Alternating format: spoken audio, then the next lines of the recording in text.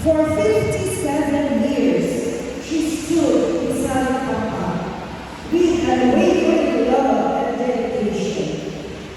Usa ka makinuganon o mahigugmaong asawa, puno sa pagkaiman o pagsakrisyo. Their marriage was a beautiful example of enduring commitment and deep respect. Usa ka paghiusa maligpong, makinuganon o puno sa tugma na wala gayon matando sa katulog. Tungod niini, nakatapos siya o 5 kamag-anak o ilambog ato sa mga higlos o mga apo. I, with men, together with our children, kids, Andre and Dave, nagsunod na ako sa children, together with Steve, and children, Joshua, Sydney, and Jude. Sunod ni Children ang ikatulong upang nag-iusapang malalaki sa pamilya, si Joffrey, with Molly, uban sa iyang mga anak, Nikki and Ashley. Nasunod ni Joffrey si Billy, with Glenn, together with Jacob and Luke. Ugaamong kamamuran si Claire, with Roman, uban sa iyang nag-iusapang anak, si Aiden. Their golden wedding anniversary, you still remember? That was June 2018, stood as a living testament to a love that had weathered the test of time. Isang katugma manilahubay sa kanang pagsulay o kaluskanan. Papa and Mama, they were considered as inseparable couple, bounded by love that remained constant and unbroken na nagpapiling-buti hangtod sa katapusang tutlog sa kinabuhi ni Mama.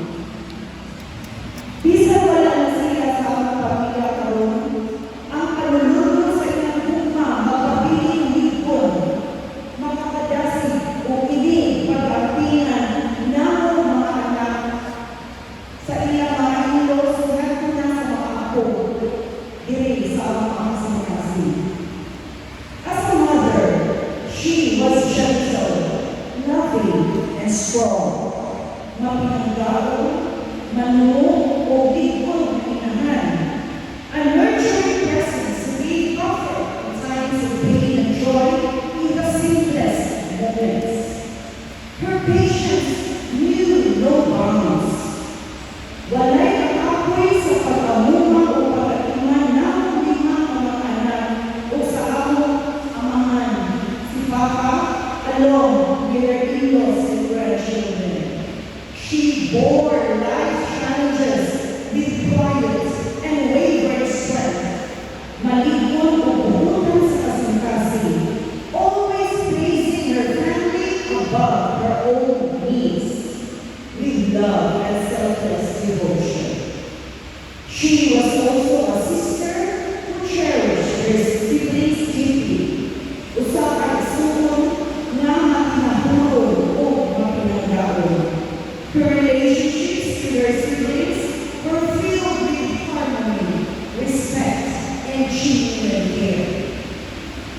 Beyond family, she was a friend to all.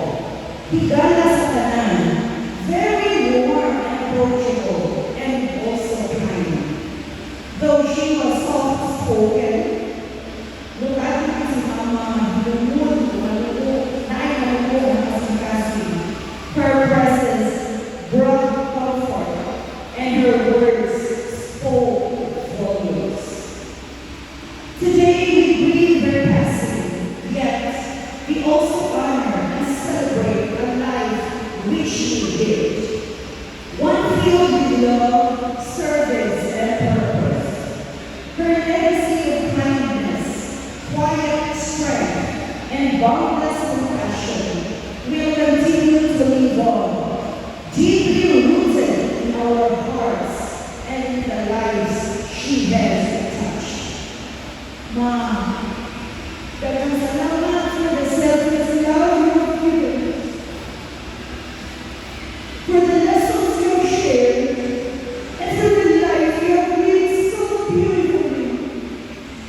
You will always be remembered and forever cherished.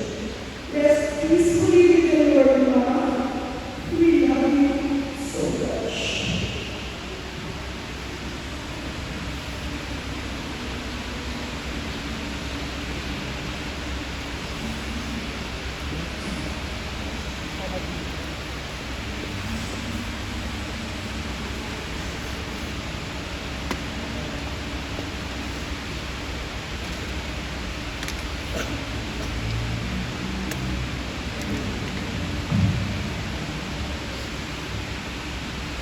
We, the family, express our heartfelt gratitude to everyone for love, prayers, and support during this time of sorrow.